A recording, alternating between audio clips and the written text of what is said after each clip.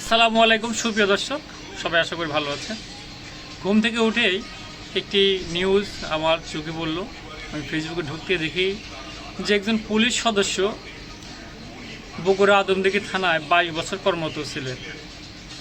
তার মেয়ে হারিয়ে গিয়েছে। সে বিচারের জন্য দাঁড়ে দাঁড়িয়ে ঘুরছে, এখন পর্যন্ত কোনো বিচার পায় নাই।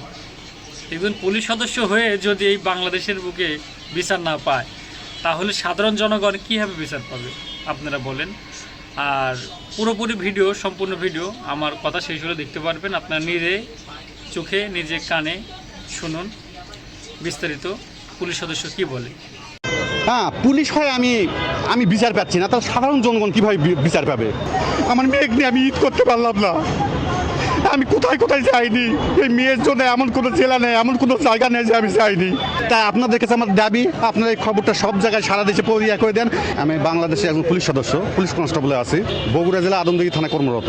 তো আমার পহেলা মেয়ে অপহরণ হয় আদমদীঘি থেকে।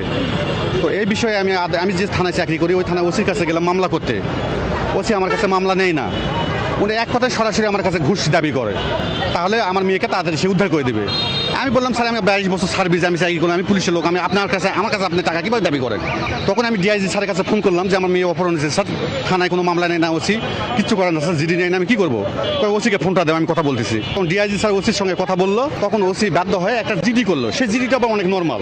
আমার মেয়ে হারে গেছে, আমি কীভাবে অবস্থা আছে জানেন তো, অপারেটর দিয়ে একটা নর্মাল জিডি করলো, গেল। তো আমি তারপর জিডি করার পর ওসি স্যারকে বলি, স্যার আপনি তো আসামি ধরার ব্যবস্থা করতেছেন না, আমার মেয়েকে করতেছেন না, তাড়াতাড়ি যান স্যার, আসামি ধরলে তো আমার মেয়েকে পাবো স্যার।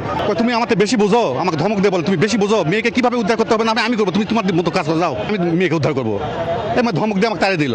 আচ্ছা আমি গেলাম, যাওয়ার পর এই বিকালের দিকেই ফোন আসলো পাঁচবি থানার ওসি জয়পুরহাট জেলার। উনি আমাকে ফোন করে বললো, ভাই আপনার মেয়ে উদ্ধার হয়েছে, আপনি তাড়াতাড়ি চলে আসেন, মেয়ে পাঁচবি থানা থেকে নিয়ে যান। তখন এই মামলার আমি এবং পুলিশ কনস্টেবল মনে করেন যে যারা আছে এদেরকে নিয়ে আমরা মেয়েকে উদ্ধারের জন্য পাঁচবি থানায় গেলাম। তখন পাঁচবি থানার ওসি, তারপর নাজমুল চেয়ারম্যান এবং আসামিরা আমাকে, ওসির পক্ষে কিন্তু এগুলো কথা হচ্ছে বৈঠক, আমাকে বলে অপহরণ বিষয়ে কোনো মামলা করতে পারবো না, না দাবি নামায় সই করেন, আমরা মেয়ে আমাদের হেফাজত আছে। ওসি নাজমুল বলে আমরা মেয়েকে নিয়ে এসে দিচ্ছি আপনার। আমি যখন না দাবি নামায় সই করিনি, আমি তো মামলা করেই ফেলছি অলরেডি, আর জিডি করছি, মামলা তো করবোই, মেয়ে অপহরণ আমি করবো না ভাই, আমি আমার করবো না। তখন আমি যখন অস্বীকৃতি জানাই, তখন ওসির রুম থেকে চেয়ারম্যান হচ্ছে আসামিদেরকে নিয়ে পালিয়ে চলে গেল। ঠিক আছে, তারপর আমি এখান থেকে আসে 5 তারিখে, যখন ওখানে বিচার পেলাম না, মেয়েকে পেলাম না, 5 তারিখে বগুড়া নারী শিশু নির্যাতন দমন আদালতে এই যে সব ঘটনা আপনাকে খুলে বললাম, এইভাবে আদালতে সব কিছু আমার ম্যাজিস্ট্রেটের কাছে আমি সম্পূর্ণ কথা বলি যে এই ঘটনা স্যার। তখন এই বিষয়ে মামলা হয়। মামলা হওয়ার পর